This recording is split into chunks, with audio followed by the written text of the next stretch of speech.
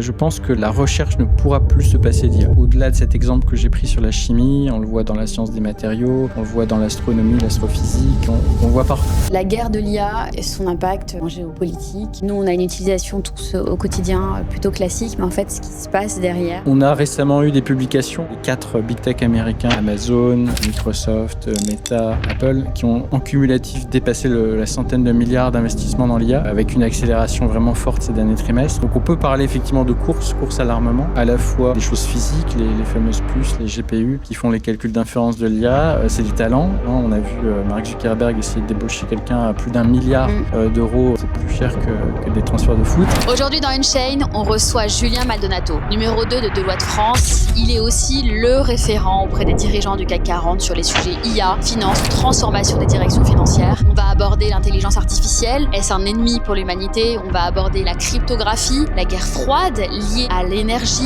Reparlons de l'IA. On en parlait de l'IA qui nous permettra de comprendre les animaux. On se rend compte que c'est du langage, sauf que voilà, on n'a pas les bons capteurs, les bonnes grammaires et alphabets pour comprendre ces signaux. Et c'est fascinant, on est en train de se rendre compte qu'il y a des complexités insoupçonnées dans le monde animal.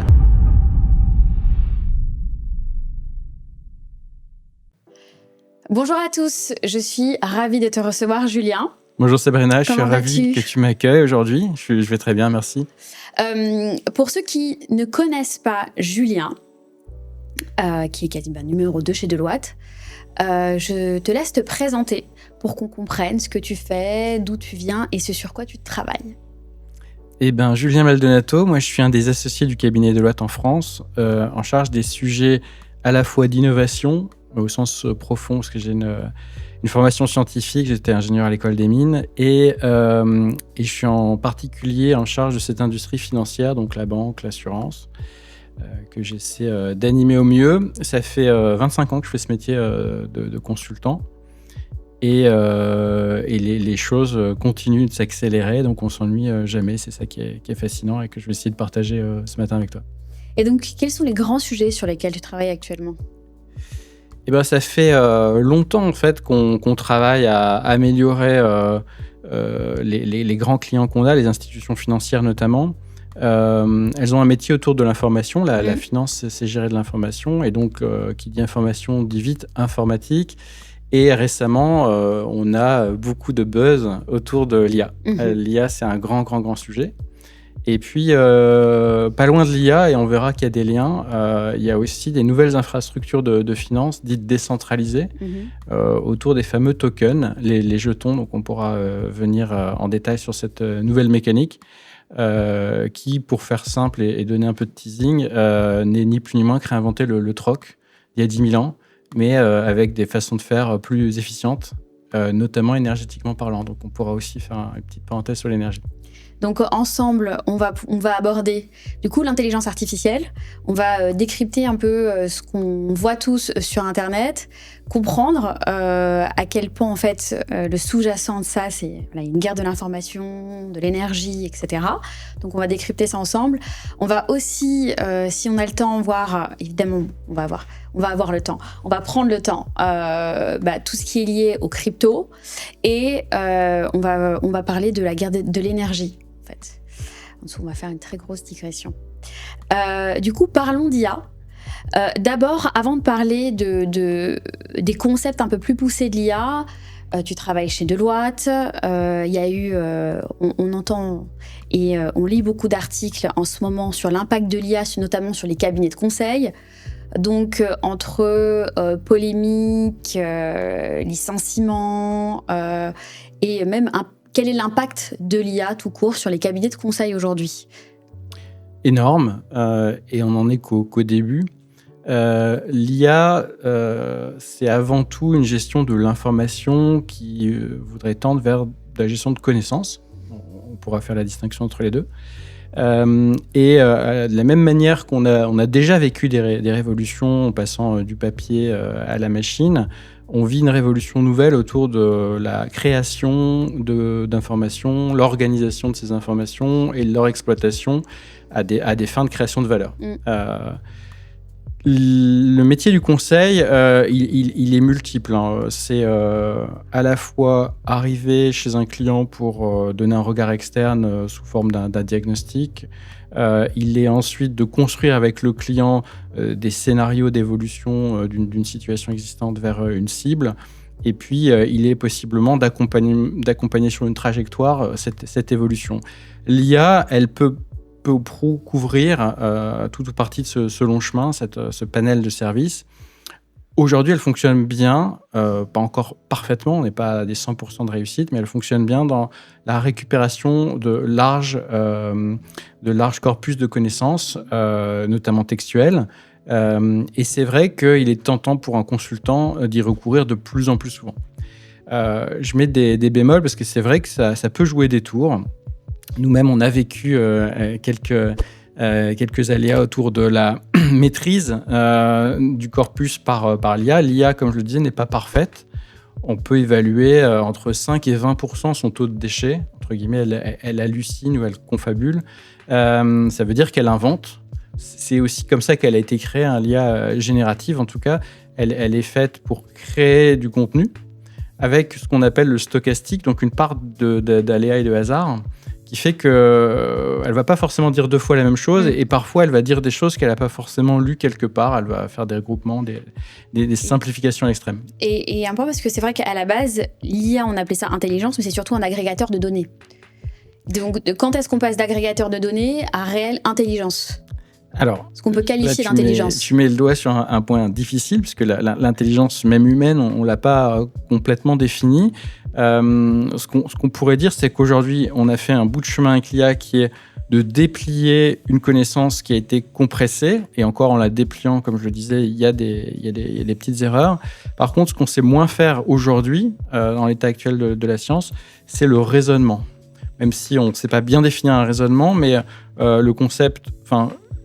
reconnaître des concepts au sens de ce que nous, on a mis en symbole, par exemple, dans les équations mathématiques, et les ajouter pour faire des cas de logique, ça, l'IA a du mal. Il y a une notion qu'elle a du mal aussi, c'est la planification. Planifier des événements dans le temps, réfléchir à je veux résoudre un problème, donc je vais le décomposer et je vais planifier sa résolution.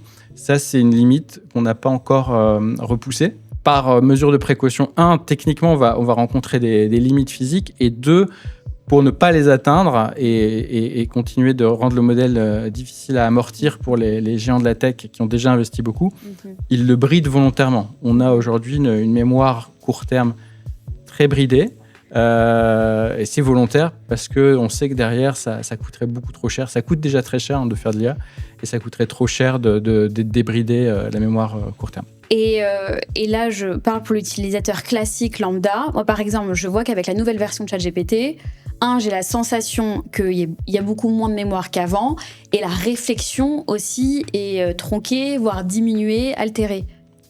Alors, c'est vrai et partiellement vrai. À chaque évolution du modèle et des versions de ChatGPT, c'est vrai qu'on essaie de faire des arbitrages entre une nouvelle façon de penser. Il essaie d'imiter un petit peu le raisonnement en faisant des petites boucles, comme s'il tournait un peu cette fois dans sa bouche, sa langue, avant de répondre. Là aussi, c'est assez superficiel, mais c'est un début. Et donc, en échange de cette nouvelle fonctionnalité, on va peut-être caper d'autres fonctionnalités. D'accord. Donc, c'est des arbitrages qui sont très mouvants, des fois d'un mois à l'autre. Il y a des petites évolutions, même pas annoncées publiquement, mais qui font qu'il a un comportement qui peut varier.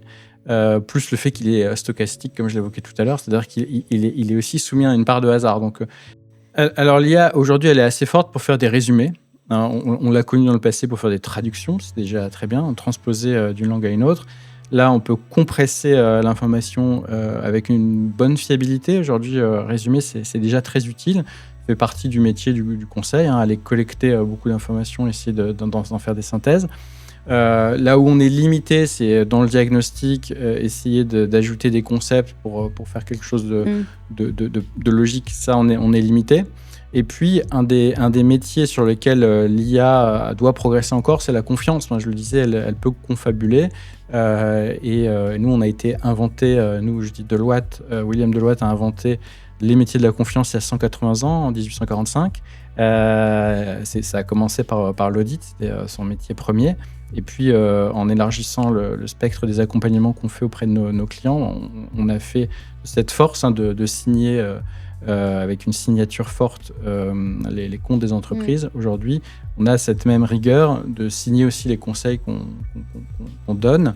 Et ça, l'IA n'a pas cette fiabilité. Donc, le rôle du consultant, en gros, il est en train de passer où on se concentrait sur la collecte de l'information, la synthèse de l'information, la comparaison de type benchmark, vers davantage de sur-mesure et d'être un partenaire de confiance où le dernier kilomètre va être le plus important auprès du terrain, auprès des différents clients, avec cette signature qu'on veut maintenir dans le temps, comme l'héritage qu'on a depuis 180 ans et qu'on veut faire perdurer comme la plus forte signature du marché. Je ne savais pas qu'en fait, Deloitte, c'est tellement un nom commun, je ne savais pas que c'était William Deloitte qui avait inventé la notion du coup de tiers de confiance. Ça, c'est absolument l'audit moderne, indépendant, externe, tout à fait. On en est fiers parce que William Deloitte a ses origines 2 générations avant lui françaises.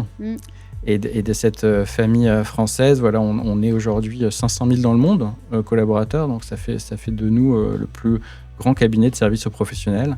Où on peut accompagner effectivement beaucoup d'entreprises dans tous les secteurs.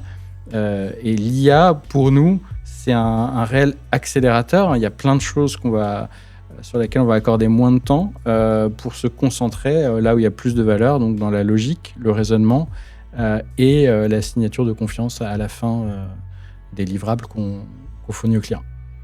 Du coup, on a compris comment l'IA a impacté vos métiers. Est-ce que les diminutions d'effectifs qu'on voit dans les articles de presse sont dues à l'IA ou dues au fait que les grosses sociétés internalisent et font moins appel aux consultants ? Alors, il y a un effet de la conjoncture économique, qu'elle soit en Europe ou dans d'autres continents. On a forcément cet effet qu'on doit ajuster en fonction de la demande qui est un petit peu moins forte que dans les années précédentes. Donc, il y a un point qui n'est pas lié à l'IA. L'IA, indubitablement, elle permet quand même à nos clients d'avoir quelques premières réponses qui peuvent leur convenir au départ. Donc, se passer d'un bout de question qui ne pose plus aux consultants. Et il reste ce que j'évoquais, des accompagnements plus profonds, plus liés à l'humain aussi. Un des rôles du consultant, c'est la facilitation. Au sein de grandes organisations, il y a forcément des complexités qui sont liées au nombre de groupes qui n'ont pas forcément des visions complètement convergentes. Donc on aide à accoucher, presque comme un psychologue, certains sujets, la maïotique, des idées. Et ça, l'IA ne pourra pas le faire à court terme parce qu'elle est pas incarnée, elle n'est pas humaine. Et je vais m'autoriser une digression. On a vu l'année dernière, et on voit encore certains papiers circuler sur le sujet, le scandale avec McKinsey et l'État. Comment on pourrait recréer de la confiance entre les Français, les cabinets de conseil et la politique, puisque la confiance est un peu écornée du coup. C'est vrai qu'à mesure où l'information elle se génère un peu toute seule par l'IA, on peut se poser la question, si on réduisait le rôle, et c'est pas le cas, mais il y a des gens qui peuvent faire des raccourcis et dire qu'un consultant il fait juste des slides, il produit des rapports. Et effectivement, parfois on peut douter de la qualité ou de l'utilité de ces rapports. Donc on va basculer progressivement, non pas à des rémunérations de consultants basées au nombre de pages ou de contenus produits, mais plutôt à leur impact dans la vie réelle, dans l'économie réelle. On va essayer de mesurer ça et passer tout ou partie de nos honoraires sur l'impact, le revenu généré ou les économies générées auprès des grandes organisations qu'on accompagne, publiques et privées. L'idée, c'est essayer ensemble de dire comment, à plusieurs, avec le rôle du consultant, on va avoir en sortie un réel impact mesurable, autant que faire se peut, et en fonction de l'impact réel, qui peut ne pas être certain, il y a une part de risque qu'on va accepter de prendre, nous, au cabinet, en disant on prend un risque ensemble, on est convaincus qu'il y aura un impact positif et que sur cet impact, une partie sera reversée en honoraires de consultants, plutôt que juste se faire payer sur un nombre de pages de rapports, comme ça a été le cas dans le passé. Donc l'idée, c'est d'accentuer le paiement au résultat et donc recréer cette confiance autour d'un résultat commun. Ok. reparlons de l'IA. La guerre de l'IA et son impact en géopolitique. Et nous, on a une utilisation tous au quotidien plutôt classique, mais en fait, ce qui se passe derrière et leurs vraies conséquences. On a récemment eu des publications, les 4 big tech américains, donc Amazon, Microsoft, Meta, qui ont Apple, qui ont en cumulatif dépassé la centaine de milliards d'investissements dans l'IA, avec une accélération vraiment forte ces derniers trimestres.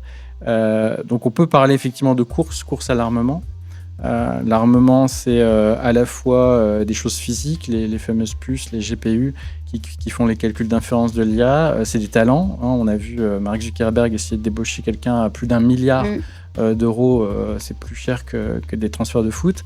Et en parallèle, une puissance chinoise qui, parce qu'il y a eu un blocus qui l'empêchait d'accéder aux puces américaines Nvidia, a de son côté, avec Huawei notamment, recréé une filière de la puce IA qui aujourd'hui tend à égaliser, voire dépasser sur certains points les meilleures puces américaines. Donc on est vraiment sur cette course. Pourquoi il y a une course à l'armement au sens guerre ? Parce que l'IA n'est que le prolongement de nos techniques traditionnelles autour de l'information, et l'information égale l'intelligence, forme d'intelligence. On pense notamment aux agences d'intelligence dont le rôle est quand même d'écouter le monde, d'avoir cet avantage géostratégique de comprendre ce qui se passe de l'autre côté de la planète.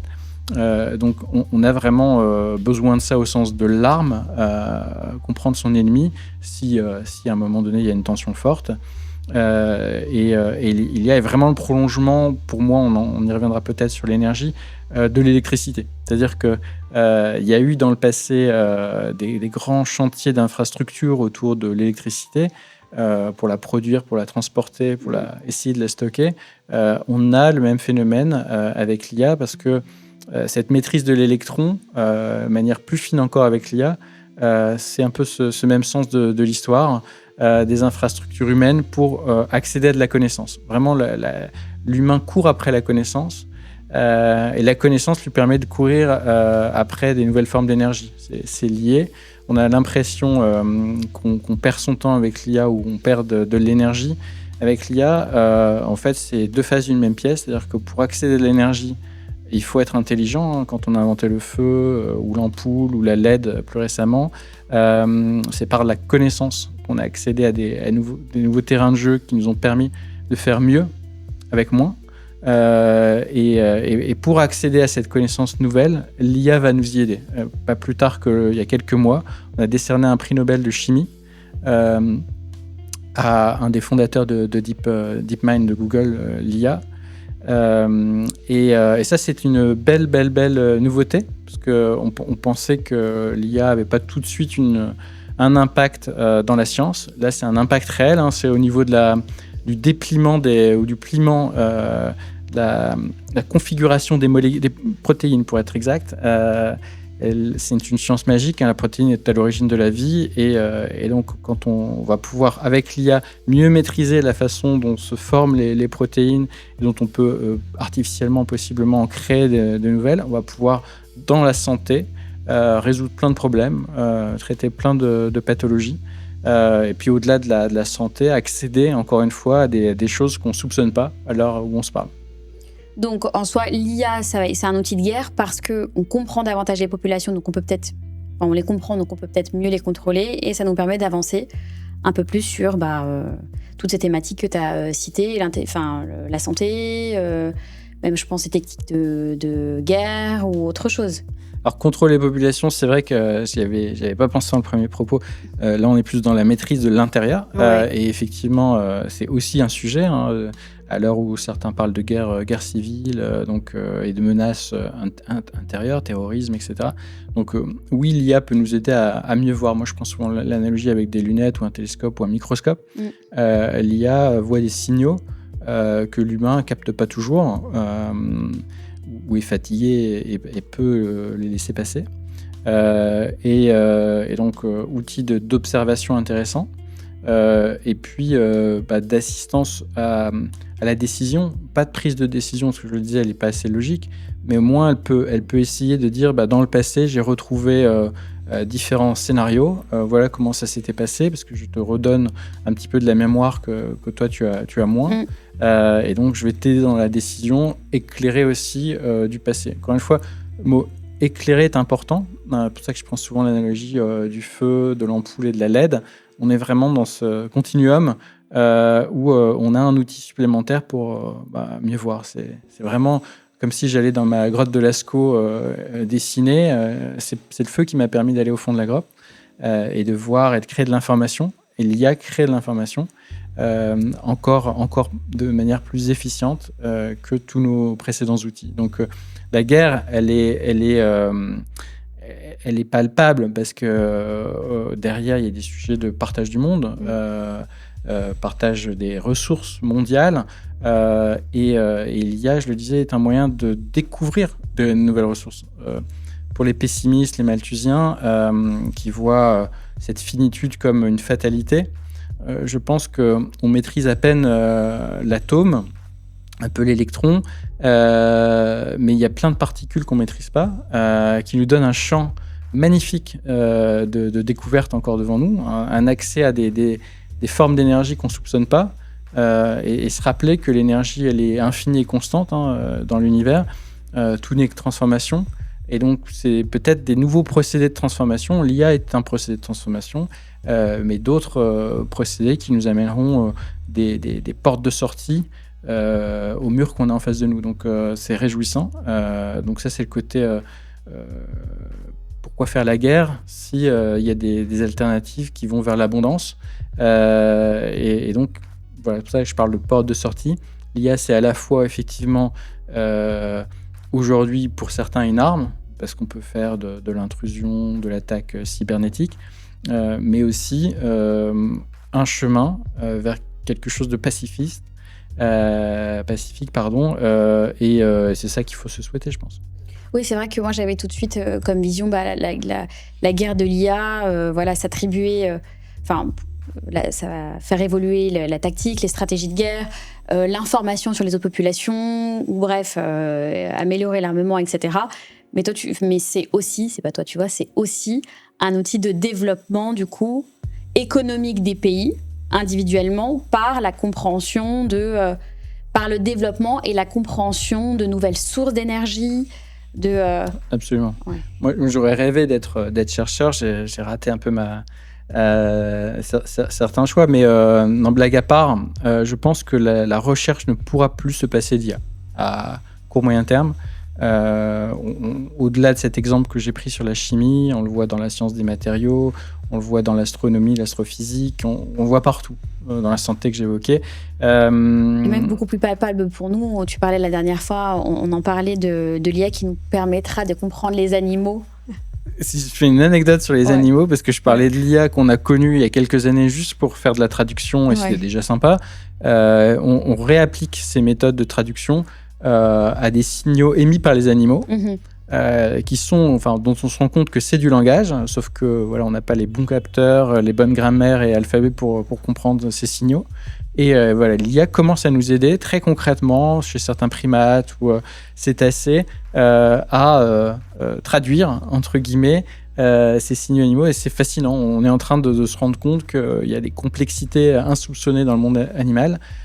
Certains le savaient déjà ou avaient au moins l'intuition. Et si je prolonge cette vision nouvelle qui nous a amené le feu ou plus tard la bougie, l'IA récemment, je parlais du prix Nobel de chimie,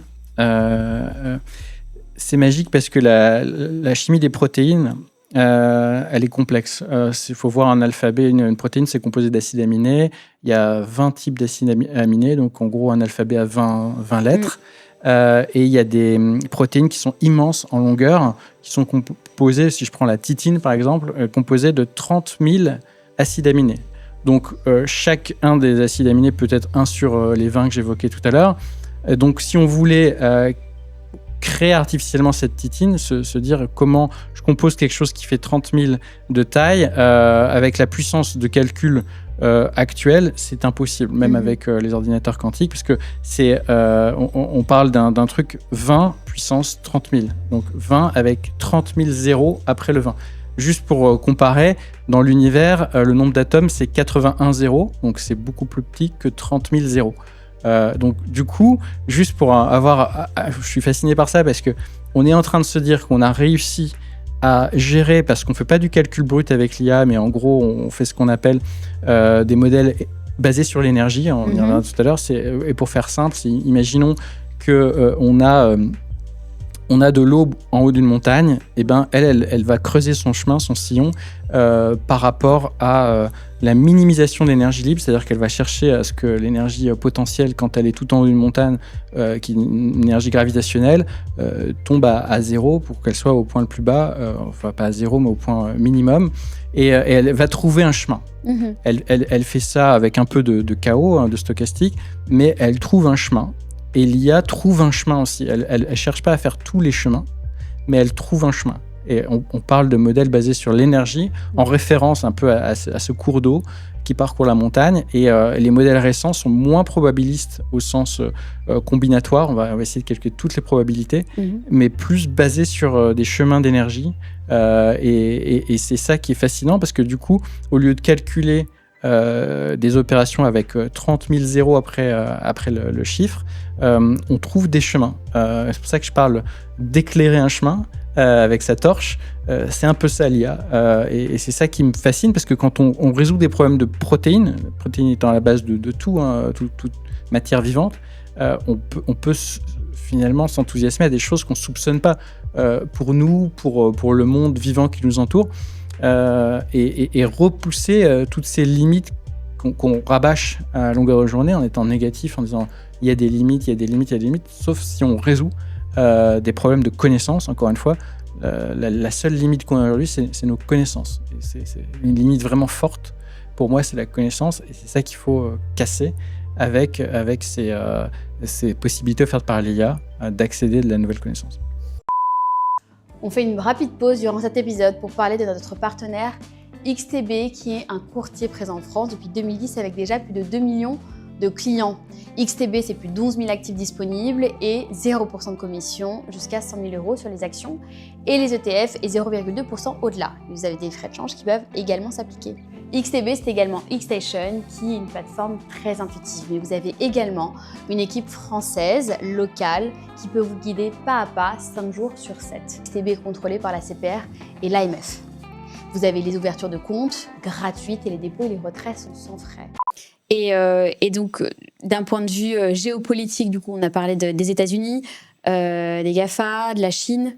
Est-ce que tu pourrais nous éclaircir un peu ceux qui ne s'y connaissent pas, ceux qui se trament on en parlait tous les deux la dernière fois, notamment de la Chine. Comment elle est en train de s'empuissancer à notre détriment. C'est intéressant à quel point la Chine, après il y a un peu plus de 200 ans, avoir raté une des inventions majeures qui est la machine à vapeur. Pour l'anecdote, après la Révolution française, il y avait une délégation anglaise qui avait montré à l'empereur chinois de l'époque un prototype de machine à vapeur. L'empereur chinois a dit « Mais qu'est-ce que tu veux que je fasse de cette machine ? J'ai un peuple immense, ultra puissant. Va-t'en, j'en veux pas de ton cadeau. » Sauf qu'après, les Anglais sont revenus avec leur machine de guerre, du coup, si on prend le thématique guerrière. La Chine souffre un peu de cette cicatrice de l'histoire et maintenant a fait en sorte que dans ses plans, dans ses gouvernements, la science soit omniprésente. Avec des plans sur la science, et notamment la science de l'information et de l'IA, très très très fort en investissement. Donc on a vu ces dernières années à la fois beaucoup aux États-Unis de chercheurs d'origine chinoise monter en puissance dans la science de l'information, et en parallèle des chercheurs qui restaient en Chine et qui publiaient beaucoup plus qu'avant, avec des publications spectaculaires, avec vraiment des sauts dans la maîtrise de certaines choses, soit sur le plan algorithmique et même aussi physique. La formation, c'est aussi l'autre verset de la pièce qui est du physique. On est aujourd'hui limité dans le monde physique, notamment par le silicium, les petites puces. Et ben la Chine, sur le bismuth récemment, qui est un matériau intéressant parce qu'il n'est pas si rare que ça, a dépassé certaines limites qui étaient liées à la finesse de gravure et l'énergie dégagée. Donc on a une Chine qui prend des raccourcis parfois à certaines choses qu'on pensait acquises en Occident, des raccourcis pour dépasser l'Occident sur certaines parties de l'infrastructure IA, que ce soit logiciel ou matériel. Et ça, c'est hyper intéressant parce que la compétition amène toujours finalement quelque chose qui est un déséquilibre. Et le déséquilibre, c'est marché, en gros. Et donc, du coup, c'est plutôt réjouissant. Alors, malheureusement, pas d'être spectateur en Europe entre ces deux camps qui avancent vite sur l'IA. Aujourd'hui, c'est vrai qu'on est très dépendant de choses qui sont externes à la France, sur toute la chaîne de valeur que j'évoquais. Comment on peut se rendre moins dépendant de certaines parties, certains maillons de cette chaîne de valeur. Voilà, j'ai cité Mistral AI, mais il y a d'autres sujets en cours sur d'autres maillons de la chaîne qu'il va falloir surveiller de près, parce qu'effectivement, encore une fois, on est sur des révolutions qui sont similaires à l'électricité ou plus récemment l'Internet. Et on a vu que les acteurs qui ont maîtrisé le plus vite ces sujets d'infrastructure, l'IA est une forme d'infrastructure. Après, on a pu asseoir une domination sur le moyen long terme. Donc, voilà, c'est un train à ne pas rater. Et concrètement, qu'est-ce que ChatGPT ou DeepSeek ont plus que Mistral AI en fonction de... Enfin, déjà, qu'est-ce qu'elles ont plus ? Et pourquoi ? Est-ce que c'est l'accès à la compétence ? Est-ce que c'est l'accès aux ressources ? Donc, slash énergie, c'est quoi ? Alors, je vois se dessiner effectivement une approche très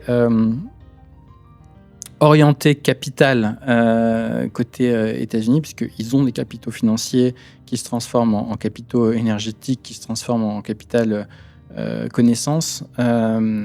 Dans cet ordre-là, en Chine, ils sont partis peut-être avec un capital financier moindre, et donc ils ont eu recours à des raccourcis, j'évoquais tout à l'heure. DeepSeek a eu des façons d'entraîner son modèle beaucoup moins énergivore, et récemment, l'anecdote intéressante, a réussi à démontrer qu'en entraînant un modèle non pas sur des mots, mais directement sur des photos de mots. D'accord. C'est contre-intuitif, mais souvent on prend une photo d'un livre et après on fait ce qu'on appelle l'océrisation, donc on transforme cette photo de livre en mots. Okay. C'est les techniques employées aujourd'hui partout dans le monde. Et ben, on vient très récemment, on parle d'il y a quelques jours, en Chine, de démontrer qu'entraîner directement sur la photo amenait des résultats plus efficients et efficaces, atteinte d'un objectif efficient avec moins d'énergie. C'est réjouissant parce que du coup, ils ont certaines contraintes. J'ai parlé du boycott des puces américaines. Et ces contraintes, et c'est vrai dans la nature aussi, ces contraintes forcent à l'inventivité. Et donc, voilà, deux approches. Une approche où il y avait un peu moins de contraintes aux États-Unis et qui a abouti quand même à des grandes forces technologiques.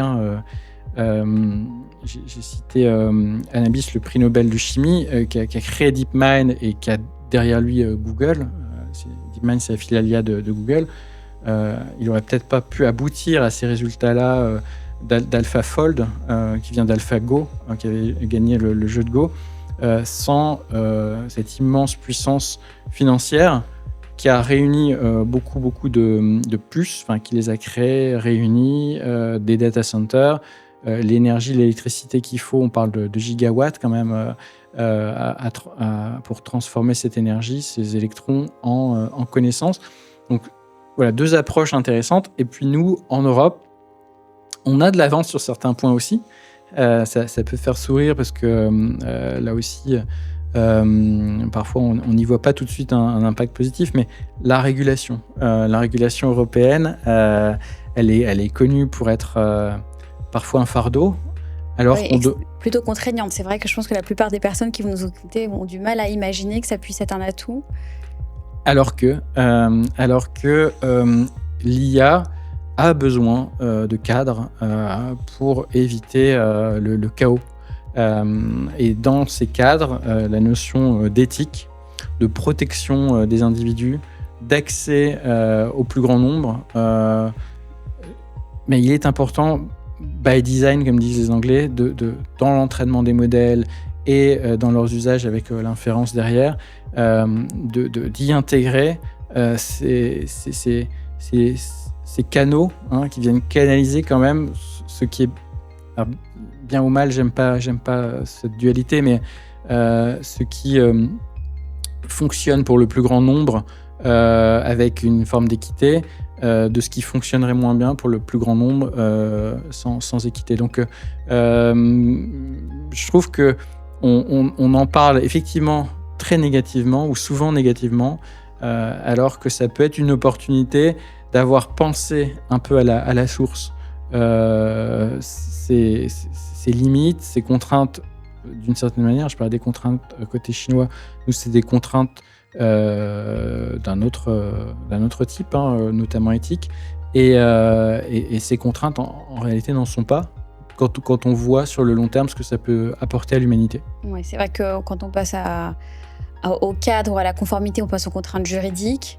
Presque il y a il y a une modération qui est plus forte, notamment sur ChatGPT. On voit même qu'il y a des notions, il y en a qui le qualifient de woke, le nouveau ChatGPT. Et c'est vrai que quand on utilise Grok, l'IA d'Elon Musk, il y a pas de limite dans les sujets abordés. Les réponses sont aussi beaucoup plus crues. Et ça touche encore à des sujets que maintenant ChatGPT limite. Donc tout ce qui est de l'ordre de la discrimination, de la sexualité, etc. Absolument. Je pense que tu mets le doigt sur un point que j'ai pas suffisamment mentionné d'ailleurs dans le métier du consultant, c'est l'esprit critique. On parle d'analytique, mais derrière l'analytique pour discerner, le sens du discernement, alors pas ce qui est bien ou mal, encore une fois, j'y reviens pas, mais plutôt ce qui fonctionne de ce qui fonctionne moins bien. Et cet esprit critique, ce discernement, on n'a fait que le faire évoluer positivement depuis qu'on a inventé le langage. Cette façon de conceptualiser un monde physique qui nous entoure et avec des concepts toujours plus riches, plus raffinés et qui permettent justement de la subtilité, de la distinction et pas la polarisation, c'est bien, c'est mal.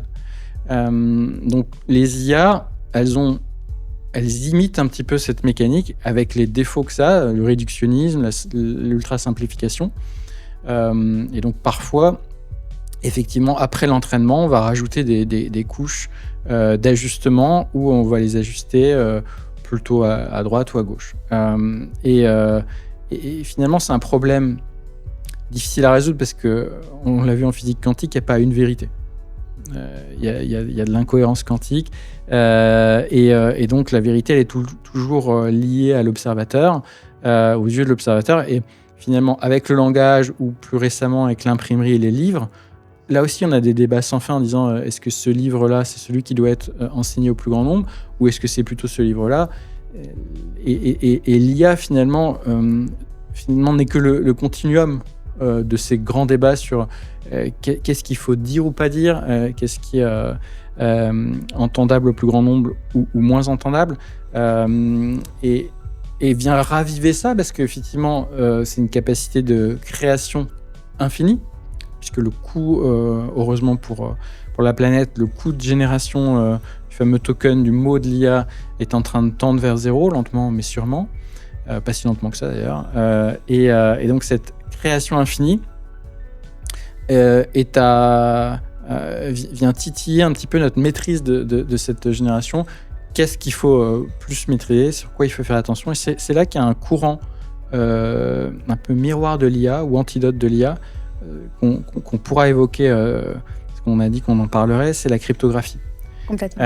La cryptographie, juste en deux mots, l'IA est basée sur des mathématiques, notamment probabilistiques et stochastiques, donc avec parfois des confabulations, et de l'autre côté, la cryptographie au sens premier du terme, chiffrement, transformation d'un corpus en quelque chose de déterministe, au sens, il n'y a qu'une réponse possible.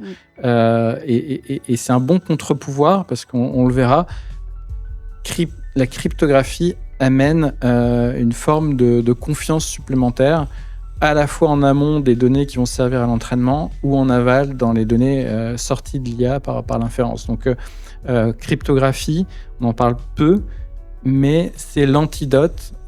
C'est des mots quasiment de Sam Altman. Quand il a créé OpenAI, il a dit je vais créer quelque chose qui sera indiscernable de la réalité. Et pour le discerner, il faudra un antidote qui est, il a parlé de Proof of Humanity. Il a créé un token, un jeton qu'il a l'intention d'émettre auprès de l'humanité. Chaque humain détiendra un jeton qui sera sa preuve cryptographique qu'il est bien humain.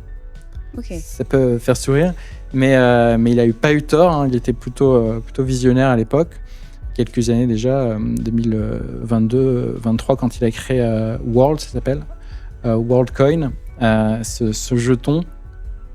Alors, il n'est pas dit qu'il arrive à ses fins et qu'il le distribue aux 8-9 milliards de terriens, mais en tout cas, il faut avoir en tête que les terriens auront besoin de cette gestion de la preuve pour réinventer une économie prouvable cryptographiquement, par des preuves cryptographiques. Donc c'est intéressant de faire ce parallèle entre, on parle beaucoup d'IA, qui est quelque chose qui génère à l'infini de l'information, et en face, on a besoin de techniques de vérification de la provenance de l'information, de l'authenticité de l'information, si elle n'a pas été corrompue dans son intégrité.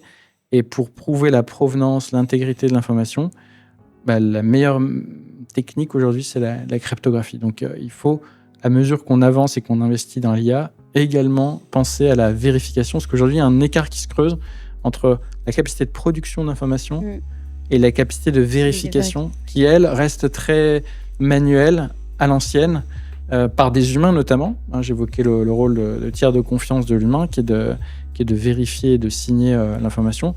Il ne pourra pas jouer ce rôle seul. Il va avoir besoin d'un outil qui est la cryptographie. Tu as fait une formidable transition vers la crypto, qui évidemment est mon métier, un de mes sujets de prédilection.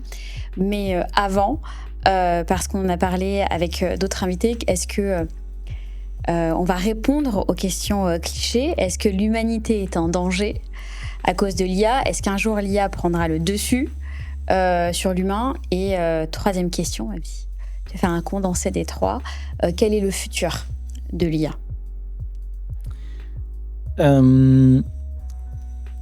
Je pense que confiance n'exclut pas le contrôle, et être optimiste de nature comme je le suis n'exclut pas un scénario où l'IA deviendrait dangereuse. On passe d'une IA très, très conversationnelle et dans sa boîte à une IA tournée vers l'action. On parle de l'agentivité, devenir un agent qui peut passer à l'action. Pour l'instant, les actions sont limitées, mais demain, quand l'IA va prendre corps, forme, via des robots, on a déjà des robots sans s'en rendre compte. Un escalier roulant, par exemple, c'est une forme très basique de machine à qui on fait confiance, ou un ascenseur. Ces machines vont se multiplier et l'IA va aider à piloter ces machines. Donc oui, on ne peut pas exclure qu'il y a des scénarios où l'IA peut mettre en danger des humains, puisqu'on parlait d'armes tout à l'heure, de guerriers. Après, derrière... Du fait qu'elles créent leur propre langage, qu'elles ne soient plus contrôlables, qu'on ne peut plus, il peut plus y avoir de shutdown, quoi.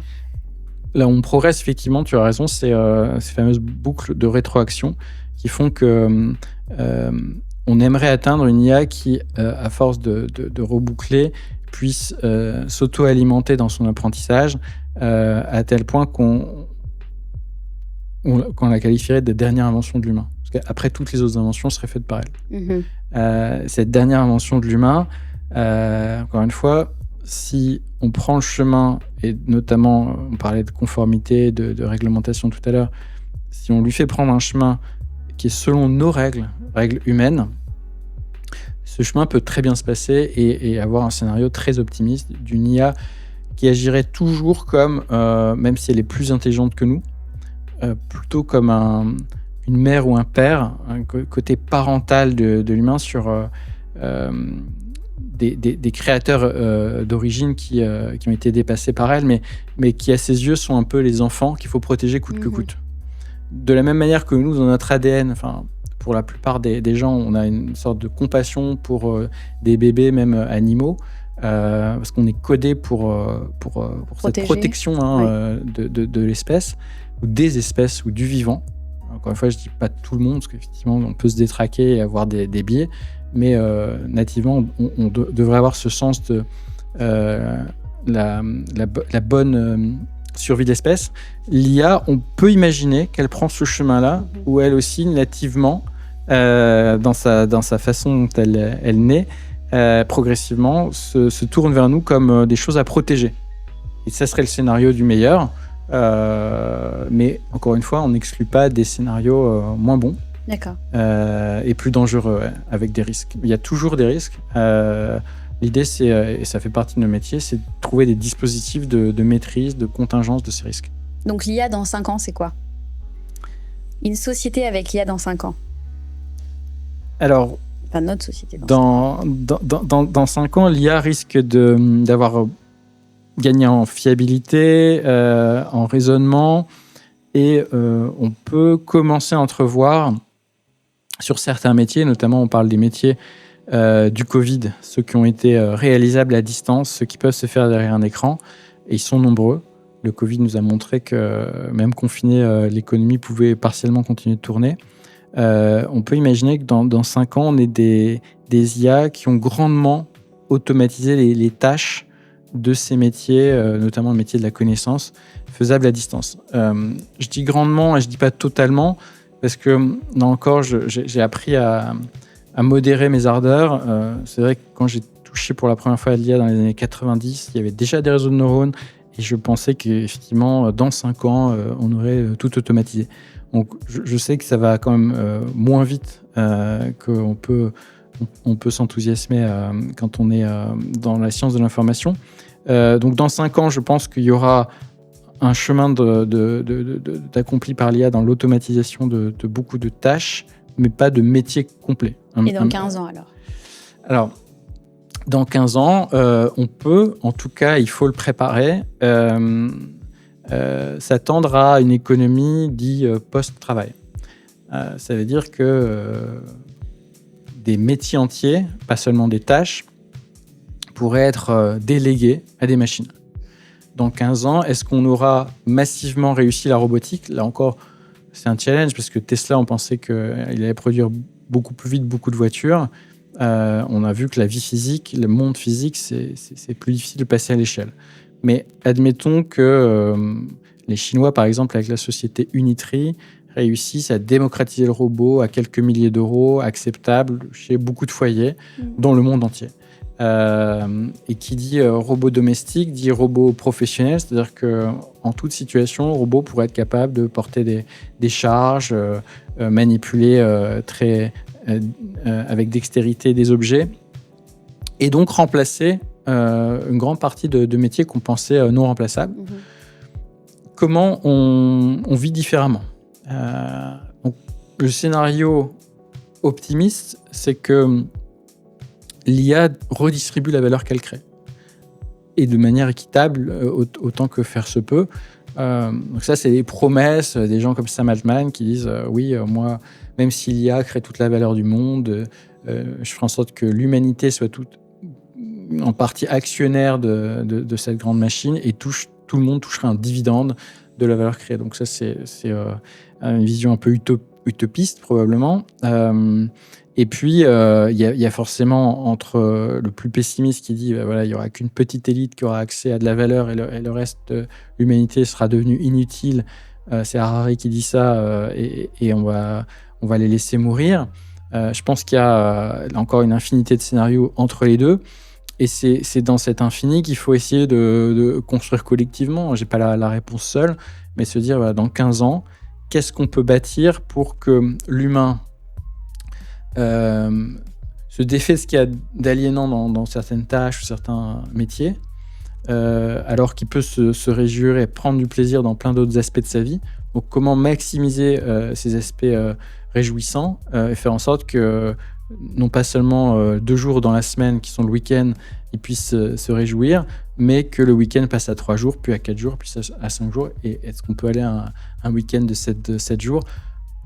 Finalement, il y a plein de... Quand on interviewe les travailleurs, qui s'estiment qu'une grosse partie de leur journée, elle est entre guillemets perdue à des choses sans réel sens, sans réel impact. Et c'est sur ce sens qu'il faudra revenir avec l'IA. Et là encore, j'en reviens. Donc on se dirait dans 15 ans, une société, ou en tout cas un monde du travail changé, parce que les robots, du coup, s'occuperaient de toutes les tâches physiques ou qu'on peut qualifier d'ingrates parce que peu de valeur à ajouter intellectuellement.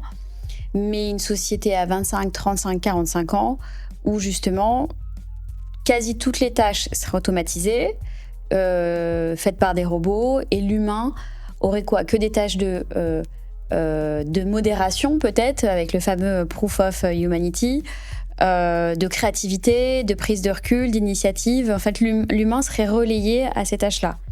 Et tout le reste serait délégué à des robots. Absolument. Le discernement, le choix, la décision finale entre les mains de l'homme, et tout le reste laborieux, pénible, écarté. À chaque fois qu'on dit ça, j'ai la remarque qui est mais ça va faire un peuple de fainéants et surtout très bêtes. Ce débat a déjà eu lieu 1000 fois. Peut-être en premier lieu, c'est le fameux débat entre Socrate et Platon. Vous vous souvenez, Socrate disait jamais je n'écrirai, ça va rendre bête parce que je ne vais plus faire travailler ma mémoire. Et Platon disait mais c'est dommage maître, parce que si je pouvais écrire vos pensées, ça pourrait les déployer à plus grand nombre. Et finalement faire que globalement on soit tiré vers le haut. Et j'aime bien cette idée de globalement, c'est la généralisation en statistique, on tire vers le haut cette courbe de Gauss, toujours plus haut, y compris pour les extrêmes, notamment les extrêmes les plus fragiles. Pourquoi c'est une vérité qui n'est pas entendue aujourd'hui, mais pourtant qui a réussi. Je prends souvent aussi l'exemple de l'imprimerie, on le prend souvent, je ne suis pas le seul, mais c'est vrai que l'imprimerie, en premier lieu, on la rejette. Ceux qui ont le savoir ont rejeté l'imprimerie, notamment les grands ordres religieux ont rejeté l'imprimerie. C'était trop dangereux de libéraliser la connaissance. Et ceux qui n'ont pas embrassé tout de suite l'imprimerie, il y a des empires qui ont régressé, voire disparu, parce qu'ils n'ont pas embrassé cette technique de démocratisation du savoir. Donc aujourd'hui, on peut se réjouir, en l'espace de quelques décennies, on a quasiment fait tomber sur Terre l'illettrisme. Et c'est pas qu'on est devenu plus bête, au contraire, on est globalement tiré vers le haut, même s'il y a des disparités énormes. Mais je suis plutôt de cet optimisme que même si ça profite d'abord à certains, puis longtemps après à d'autres, globalement, à la fin des fins, on est dans une humanité qui a progressé. C'est-à-dire qu'avant, c'était juste l'entourage proche de Socrate qui avait accès à la connaissance, à la lumière, petite tribu. Puis globalement, aujourd'hui, on est tous connectés. Enfin, en tout cas, beaucoup de terriens sont connectés. Internet a déjà résolu une partie de l'accès à la connaissance qui était un privilège. Et l'IA doit être un accélérateur de ce partage de connaissances. L'idée magique, c'est d'avoir un coach à ses côtés qui a en sciences les mêmes capacités qu'Einstein, en poésie que Baudelaire, etc. etc. Donc, c'est donner, et ça, le donner accès à tout le monde, pas à quelques privilégiés. Donc, je ne peux pas entendre l'argument qui est l'IA va rendre les gens débiles ou paresseux. Je pense que ce n'est pas ce qui a été fait dans le passé avec toutes les inventions autour de la connaissance, de l'information. Et effectivement, ce n'est pas la même vitesse pour tout le monde. Effectivement, il y a des méthodes pour gamifier ou rendre ça ludique et plaisant. Je crois beaucoup qu'on avance avec la motivation de plaire plus que de souffrir, même si on a tout un courant culturel qui est autour du labeur, tripalium en latin, etc. Mais je pense qu'on ne travaille jamais mieux que quand c'est passionnel. En tout cas, les grandes femmes ou hommes qui ont été au bout de certains chemins l'ont fait aussi grâce à une passion qui les a fait courir plus vite, plus loin. Et l'IA peut peut-être amener, en déchargeant des sacs à dos qu'on a sur le dos, des gens à aller toujours plus loin, plus vite. Moi, je comprends cet a priori parce que je compare à, ne serait-ce qu'à mon échelle, il y a 10 ans. Quand on devait faire une étude documentaire en cours, tu dois définir la thématique, tu vas définir l'étude documentaire, le champ de l'étude documentaire, le plan.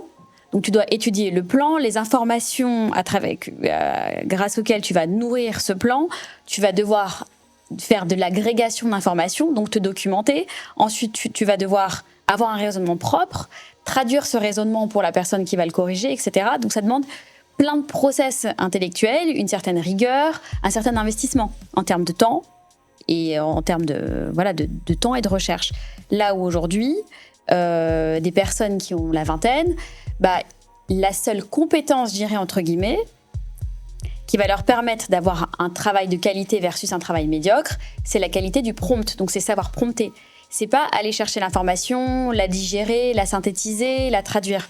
C'est pour ça que je comprends les personnes aussi qui disent les futures générations ont entre guillemets de moins en moins à faire pour avoir un travail de qualité. Pour avoir un travail de qualité, mais dans l'état actuel de nos connaissances, c'est-à-dire que on a un petit peu préparé grâce à ça, et l'IA va accentuer ces connectivités parce qu'on a du mal, puisqu'elles se sont multipliées, à les appréhender maintenant. Il y a trop de sollicitations. Donc l'IA peut nous aider à faire un premier tri. Encore une fois, elle n'a pas de discernement, mais elle peut proposer des tris et nous, on choisit le meilleur. Oui, et puis là où avant on était le meilleur parce que tous nos efforts allaient à aller rechercher l'information, aller la synthétiser, la comprendre. Là, maintenant, on va pouvoir atteindre le paroxysme beaucoup plus rapidement d'une compétence ou d'un talent grâce à l'IA. Merci beaucoup. Merci Sabrina. Julien, j'espère que ce podcast vous a permis d'y voir plus clair sur certaines notions ou d'aller justement en creuser des nouvelles. On fait toujours des digressions avec Julien sur ces sujets. Surtout, dites-nous en commentaire s'il y a des sujets ou des questions qui vous intéressent davantage, parce que j'espère qu'on aura rapidement un tome 2 du podcast. Et là, on pourra davantage creuser, je pense, la cryptographie et l'impact même de la crypto dans nos sociétés, etc. Avec grand plaisir. On a eu peu de temps d'aborder ça ensemble. Merci Julien et à bientôt. Merci Sabrina, à bientôt. Et je tiens à remercier notre partenaire XTB pour avoir sponsorisé cette vidéo. XTB, c'est un courtier présent en France depuis 2010 avec déjà plus de 2 millions de clients. C'est surtout une plateforme Xstation, hyper intuitive, et c'est surtout 0% de commission jusqu'à 100 000 € sur les actions et les ETF. Et vous avez plus de 11 000 produits disponibles. Merci de nous avoir écoutés, merci de nous avoir regardés. À très vite.